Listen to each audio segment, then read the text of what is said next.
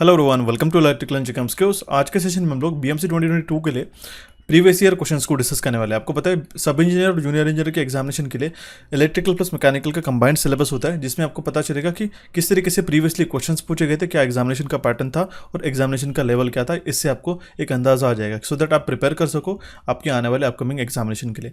आपको पता ही होगा बीएमसी के लिए जो हमने कुछ ही दिनों पहले एक examination pattern, preparation strategy plus electrical और मैकेनिकल का डिटेल सिलेबस मैंने अपलोड करा दिया था। ये सेशन ऑलरेडी अपलोडेड है, अगर आपने नहीं देखा होगा तो यहाँ पे आई बटन के प्रोवाइड कर देता हूँ या फिर आप डिस्क्रिप्शन बॉक्स का लिंक प्रोवाइड करा के रखता हूँ सो दैट आप उसको जाके देख सके, सो दैट आपको एक चीज़ पता चल जाएगी कि किस तरीके से आपको इस साल भी प्रिपेयर करना होगा इलेक्ट्रिकल प्लस मैकेनिकल स्टूडेंट्स के लिए। ठीक है, इसी के साथ में आपको बता दूँ आज के सेशन में हम लोग क्वेश्चंस को डिस्कस करेंगे कि क्या क्या पैटर्न्स रह चुका था, ठीक है, कितने लेवल तक क्वेश्चंस पूछे गए थे, ये हम लोग एक ब्रीफली डिस्कस करेंगे। हालांकि मेमोरी बेस्ड जो भी क्वेश्चंस मैंने आपको प्रोवाइड किए थे उसी के बेस पे हम लोग ये सेशन कवर कर रहे हैं। इसमें हमारे पास ऑप्शंस नहीं है, बट जो क्वेश्चंस पूछे गए थे वो हम लोग एक बार डिस्कस कर लेते। एक चीज़ मैं बताना चाहता हूँ, जितने भी प्रीवियसली जो 2 से 3 रिक्रूटमेंट आई थी बीएमसी के, उसमें जो भी मैं आपको 2 से 3 इंपॉर्टेंट सेशंस पढ़ाए थे उसमें से काफ़ी सारे क्वेश्चंस देखने को मिले और काफ़ी सारे स्टूडेंट्स का उसमें से सिलेक्शन हुआ है। स्पेसिफिकली जो मैकेनिकल इंजीनियरिंग के स्टूडेंट्स हैं उनका तो डेफिनेटली इसमें से क्लियर आउट हो चुका, क्योंकि एक चीज़ बता दूं कि जो हमने क्वेश्चंस और जो फ्रेमिंग हमने तैयार की थी बिफोर योर एग्जामिनेशन वो same as it is question आपको देखने को मिले थे। हम लोग एक 35 प्लस क्वेश्चन हमें एज इट इज हमें देखने को मिले थे, same to same question examination में। ठीक है, इसीलिए हमको बता दूं कि इस साल भी आपको अच्छी तरीके से प्रिपेयर करना है और कनेक्टेड रहना है चैनल से। ठीक है, सबसे पहला क्या क्वेश्चन पूछा गया था, the unit of cell is, ठीक है, सेल दैट मीन्स यहाँ पे पूछा गया था in context with the battery. ठीक है, बैटरी का यूनिट क्या रहता है, हम लोग उसमें किस में मेजर करते हैं, वोल्ट्स में क्या, नहीं, ऐसा क्वेश्चन नहीं था। हालांकि ऑप्शन गिवन था, तो उसका जो यूनिट होता है वो हम लोग एम्पियर आवर, दैट मीन्स जो हमारी बैटरी रहती है उसका जो हम लोग उसकी कैपेसिटी मेजर करते हैं वो हम लोग मेजर करते हैं एम्पियर आवर के अंदर। देन आपको ये हमारा इलेक्ट्रिकल से क्वेश्चन था। देन आपको पूछा गया था स्काडा से। ठीक है, स्काडा का आपको सिंपली फुल फॉर्म पूछा गया था।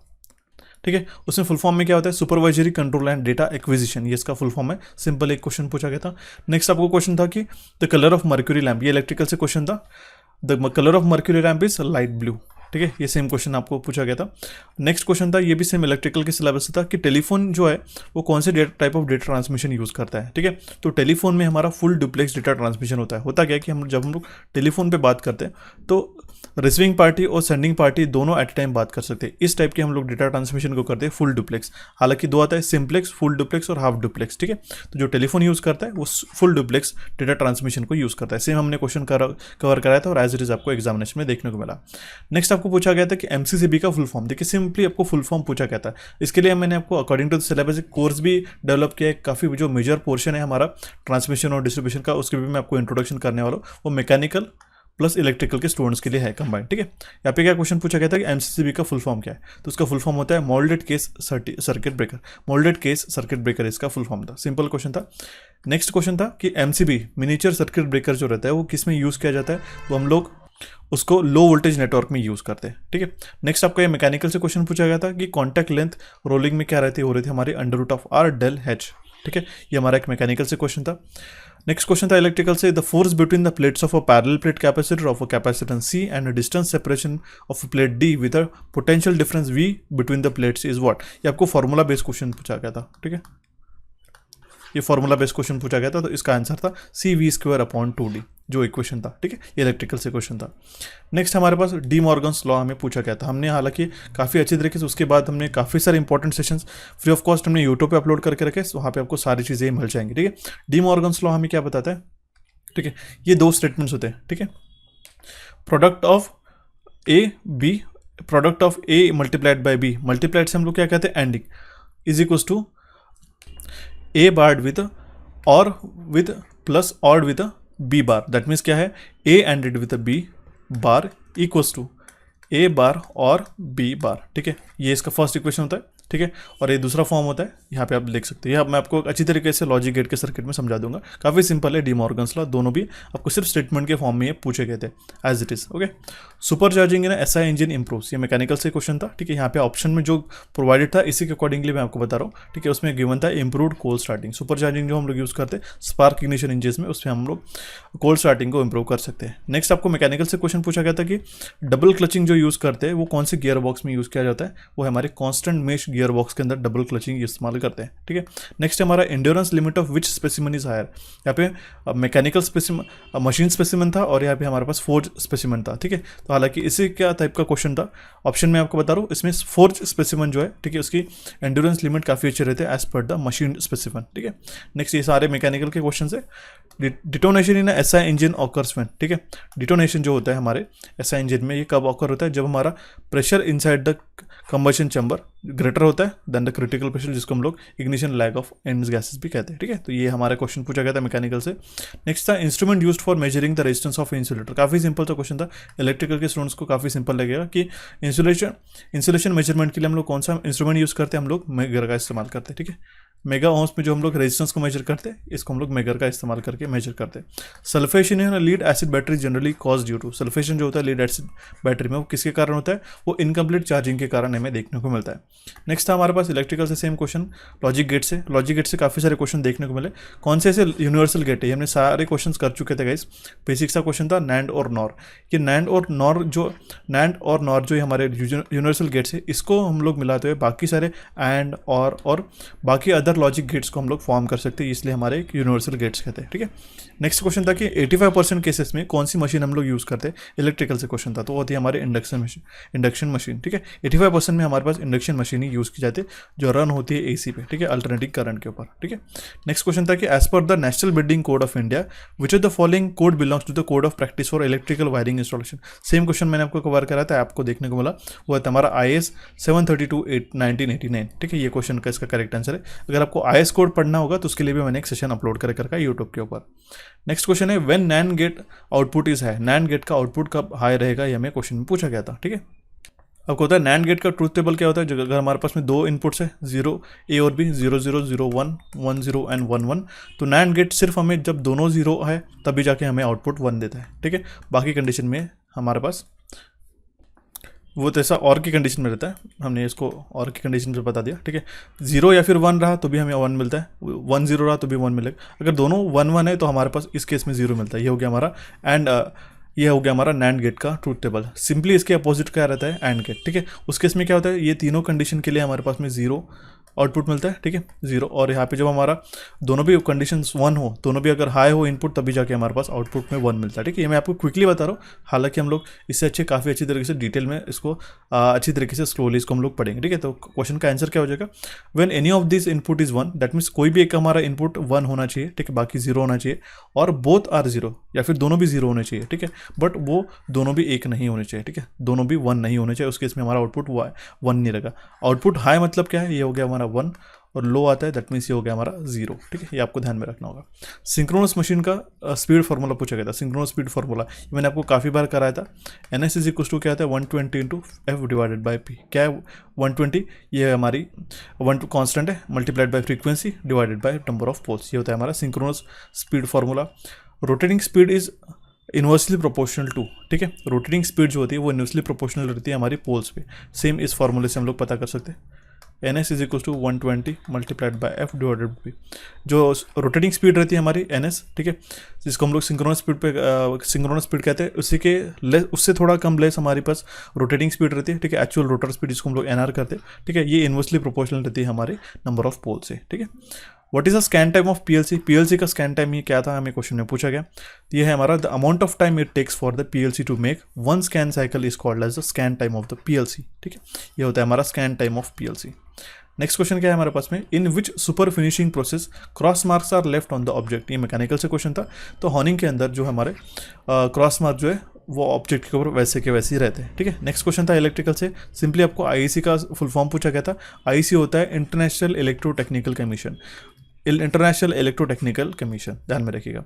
नेक्स्ट है हमारा अर्थिंग कोड ऑफ प्रैक्टिस। ये काफ़ी इंपॉर्टेंट क्वेश्चन था, हमने एज इट इज कवर कराया था, दूसरे दिन एज इट इज क्वेश्चन आपको देखने को मिला। अर्थिंग कोड ऑफ प्रैक्टिस के लिए हमारे पास कोड आता है IS 3043/1987।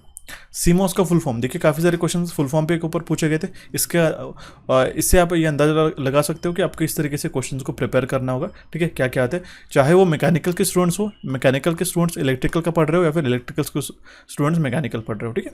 तो होता है complementary metal oxide semiconductor, full form, okay. Next होता है हमारा एक्सनॉर का जो गेट है वो हाई कब रहेगा, that means when XNOR give high input, ठीक है। When XNOR give gate, यहाँ पे हमारे पास आउटपुट चाहिए था। When XNOR gate gives high output, high output that means हमें 1 कब मिलता है एक्स नॉर गेट से, जब हमारे पास दोनों में से एक जो है वो 1 हो, ठीक है, इधर 1 हो या फिर 0, ठीक है। इसका ट्रूथ टेबल किस तरीके से लगता है, 0 0 0 1 1 0 1 1, ठीक है। ये कंडीशन रहती है गाइस मैकेनिकल इंजीनियरिंग के स्टूडेंट्स को, हालांकि इसमें कन्फ्यूजन हो सकता है। ये हो गया हमारा आउटपुट, ठीक है। 0 0 दैट मीन्स ये क्या है, लो है हमारे, ठीक है। 4 कंडीशन रह सकती है। और 1 1 मतलब क्या होता है, ये हाई। जब दोनों भी हमारे 0 रहते हैं तब हमारा आउटपुट 1 रहता है। दोनों में से एक भी का हमारा 1 रहा तो हमें आउटपुट 0 मिलता है एक्स नॉर कंडीशन में, ठीक है। यहाँ पे भी 0 मिलेगा। दोनों में अगर हाई है तो भी हमारा आउटपुट आता है 1, ठीक है। ये होता है हमारा एक्स नॉर का, ठीक है। और अगर हम लोग एक्स और को कंसिडर करेंगे, ठीक है, तो यहाँ पे इस केस में हमारे पास 1 1 रहते हैं। उसकी आप चिंता मत करिएगा, सारी चीज़ें मैं समझा दूंगा, ठीक है। हालांकि इलेक्ट्रिकल इंजीनियरिंग स्टूडेंट्स को ये काफ़ी ईजी लगता होगा। High current capacity diode is called as, ठीक है, उसको हम लोग कहते हैं पावर डायोड गाइस। काफ़ी सिंपल है। कौन सा केबल हम लोग यूज़ करते हैं 220 kV के लिए, हम लोग कॉम्प्रेस्ड ऑयल या फिर कॉम्प्रेस्ड गैस इंसुलेटेड केबल ही यूज़ करते हैं अप टू 220 kV। CFL का फुल फॉर्म पूछा गया था, काफ़ी सिंपल है, कॉम्पैक्ट फ्लोरोसेंट लैम्प, ठीक है। नेक्स्ट है in PNP transistor if both junction are reverse bias, अगर हमारे पास पीएनपी ट्रांजिस्टर है, ठीक है, इलेक्ट्रॉनिक्स का क्वेश्चन था, तो अगर हमारे पास दोनों भी जंक्शन है, देखिए पीएनपी में क्या रहता है, एनपीएन, इस तरीके से सैंडविचिंग की जाती है सेमीकंडक्टर्स की, ठीक है। अगर हमारे उसमें दोनों भी जंक्शन रिवर्स बायस है तो हम लोग उसको कहेंगे कट ऑफ रीजन, ठीक है। एक्टिव रीजन भी रहता है और सैचुरेशन रीजन भी रहता है। नेशनल बिल्डिंग कोड जो है कब रिवाइज हुआ था, ये 2016 में रिवाइज हुआ था, ठीक है। ये क्वेश्चन पूछा गया था। कौन से टाइप ऑफ चार्जिंग में, ठीक है, which type of charging in a battery to keep it fresh and fully charge, कौन से टाइप ऑफ चार्जिंग टाइप में बैटरी को फ्रेश रखता है और फुल्ली चार्ज रखता है, उसको हम लोग कहते हैं ट्रिकल चार्जिंग, ठीक है। यस, इसका करेक्ट आंसर था। ये same as it is question पूछा गया था guys. NOR gate has a output when, हमें देखिए अब यहाँ पे फिर से एक क्वेश्चन आप देख रहे हो कि आपको लॉजिक गेट से काफ़ी क्वेश्चन पूछे गए थे, ठीक है। नैंड और नॉर हमारे यूनिवर्सल गेट रहते, ठीक है, आपको पता ही होगा। तो नॉर गेट का आउटपुट 1 कब रहेगा, हमें ऐसा क्वेश्चन पूछा गया। उसके लिए आपको और गेट अगर पता है तो नॉर गेट आसानी से निकाल सकते हो। 0 0 4 कंडीशन रहते हैं, 0 0 0 0 1 1 0 एंड 1 1, ये 4 कंडीशन है। और गेट के लिए हमें आउटपुट कब मिलता है, इस केस में हमें 0 मिलता है। 0 1 है तो हमारा आउटपुट 1 रहता है। 1 0 के लिए भी 1 और 1 1 के लिए भी 1, तो इसी के अपोजिट क्या रहता है हमारे पास 1, बाकी सारे कंडीशन के लिए 0। ये होता है, that means NOR gate has a output 1 when all the inputs are 0, ठीक है। जब भी हमारे पास दोनों भी इनपुट 0 है तब हमारे पास आउटपुट 1 आता है, when all the inputs are 0। Next question क्या पूछा गया था कि जो DC टू AC कन्वर्जन करता है ऐसा कौन सा डिवाइस है, वो है इन्वर्टर। काफ़ी सिंपल है, ओके। अगर हमारे पास में स्पीड इंक्रीज होती है तो स्लिप क्या होती है, डिक्रीज होती है, ठीक है। स्लिप, ठीक है, अगर हमारे पास स्पीड इंक्रीज होती है तो स्लिप जो है वो डिक्रीज होती है। स्लिप क्या होता है, basically it is a difference between synchronous speed and actual rotor speed, ठीक है। सिंक्रोनस स्पीड हम लोग निकालते हैं 120 × F divided by P formula के ऊपर, ठीक है। जनरली 4 पोल के लिए और 50 हर्ट्ज के लिए वो रहती है हमारे पास 1500, बट एक्चुअल जो रोटर रोटेट करता है वो उससे नियर अबाउट 1480 इस रिवॉल्यूशन पर मिनट में वो रोटेट करता है, ठीक है। तो उसके बीच का जो गैप है, ये जो स्पीड का गैप है, इसी को हम लोग कहते हैं स्लिप, ठीक है। अगर हमारी स्पीड इंक्रीज हो जाती है तो वो स्लिप डिक्रीज हो जाती है। इसी फॉर्मूला भी है इसका, काफ़ी सिंपल है। To reduce knocking in a spark ignition, knocking को अगर हमें रिड्यूस करना पड़ेगा तो हमें कंप्रेशन रेशियो जो है उसको डिक्रीज करना पड़ेगा। नेक्स्ट क्वेश्चन है विच of the semiconductor materials give blue light in LED। ये भी मैंने आपको क्वेश्चन कवर कराया था। जो ब्लू लाइट है LED के अंदर किस तरीके से आता है, ठीक है, वो कौन सा मटेरियल ऐड करने से आता है, वो होता है इंडियम गैलियम नाइट्राइड, ठीक है। ये क्वेश्चन पूछा गया था। आप इससे आप अंदाज़ा लगा सकते हैं कि किस तरीके से क्वेश्चन आपको पूछे गए थे। नेक्स्ट है आपका vapour compression refrigeration system uses which process. Vapour compression refrigeration system में क्या क्या प्रोसेस रहते हैं, ये same as it is question हमने कवर कराया था और काफ़ी इंपॉर्टेंट है। इसके अंदर क्या रहता है, isentropic compression, isobaric heat rejection, isenthalpic expansion and isobaric heat extraction. These are the four processes which are comprised in a vapour compression refrigeration system. Mechanical से था और काफ़ी इंपॉर्टेंट क्वेश्चन था। मैं पूछा गया था फाइंड ऑड मैन आउट, ठीक है, फ्यूज, सर्किट ब्रेकर, रिले और आइसोलेटर। आपको पता है आइसोलेटर इसका ऑड मैन आउट हो जाएगा क्योंकि ये जो ऑपरेट होता है ये नो लोड के ऊपर ऑपरेट होता है, ठीक है। बाकी ऑन लोड ऑपरेट हो सकते हैं, relay, circuit breaker and fuse, इसलिए ऑड वन आउट क्या हो जाएगा, आइसोलेटर। नेक्स्ट है हमारा television transmission is a type of which data transmission, तो वो है हमारा सिंपल डिप्लेक्स, क्योंकि टेलीविजन में जो होता है वो 1 वे ही हमारा डेटा ट्रांसमिट होता है। Maximum demand upon connected load, ये इकोनॉमिक्स ऑफ पावर जनरेशन से क्वेश्चन आता है, इसका फॉर्मूला होता है डिमांड फैक्टर का, ध्यान में रख लीजिएगा। सो देखते हुए हमारा next question, ripple factor for a half wave rectifier, ठीक है। रिपल फैक्टर क्या होता है, हाफ वेव रेक्टिफायर के लिए होता है 1.21। काफ़ी सिंपल सा था, बेसिक्स ऑफ इलेक्ट्रॉनिक्स से क्वेश्चन पूछा गया था। एलईडी जो है वो लाइट इमिट करता है, ठीक है, जब वो फॉरवर्ड बायस रहता है, ठीक है, काफ़ी सिंपल है। ये हो गया इसका एनोड और ये हो गया इसका कैथोड। ठीक है, जब हम लोग एनोड को पॉजिटिव टर्मिनल कनेक्ट करते हैं और कैथोड को नेगेटिव, तब ये लाइट एलईडी जो है, लाइट इमिटिंग डायोड जो लाइट इमिट करता है, दैट मीन्स ये फॉरवर्ड बायस है। ठीक है, इसी तरीके से दूसरी कंडीशन रहती है रिवर्स बायस की भी। Silica gel use which process related to the psychrometry chart, तो वो है हमारा डीह्यूमिडिफिकेशन एंड हीटिंग। इसे में आपको ऑप्शन देखने को मिला था और ये इसका करेक्ट आंसर है। Next question is the diode which is preferred for a DC coupling is, DC coupling के लिए कौन सा डायोड यूज किया जाता है, वो है हमारा जीनर डायोड। ठीक है, ये क्वेश्चन हमें आपको देखने को मिला था उस एग्जामिनेशन में। नेक्स्ट है in a logic gate bar represent. ठीक है, देखिए मैं आपको बताता, ये हमारा एक फंक्शन है ए, इसके ऊपर अगर हमने बार लगा दिया तो ये हो गया हमारा नॉट फंक्शन। ठीक है, दैट मीन्स अगर हम लोग एक इनपुट दे रहे हैं ए, ठीक है, और इसके ऊपर हमने एक दूसरा इनपुट है हमारा ए बार, दैट मीन्स अगर हमारा इनपुट 1 है तो ये आउटपुट क्या हो जाएगा हमारा 0, 0 है तो हमारा 1 हो जाएगा। ठीक है, ये रिवर्स हो जाता है, नॉट कर देता है उसी के इनवर्ट गेट। ठीक है, ये हो जाएगा हमारा NOT function. Which material is used in incandescent lamp, incandescent lamp में बनाने के लिए कौन सा मटेरियल यूज़ किया जाता है, तो इसका जो फिलामेंट रहता है, ठीक है, ये बेसिकली रहता है टंगस्टन का। ठीक है, When compression ratio increases, what will happen to the thermal efficiency and mean effective pressure? अगर हमारा compression ratio increase होता है तो thermal efficiency और mean effective pressure क्या हो जाता है, वो increase हो जाएगा। ठीक है, यहाँ पे क्वेश्चन में मैंने मेंशन करके रखा है। फ्रूट नंबर पे 4.5 से लेकर 9 तक है, तो कौन से टाइप ऑफ जंप आएगा, ये मैकेनिकल से, ये हमारा स्टेडी टाइप ऑफ जंप उसमें देखने को मिलेगा।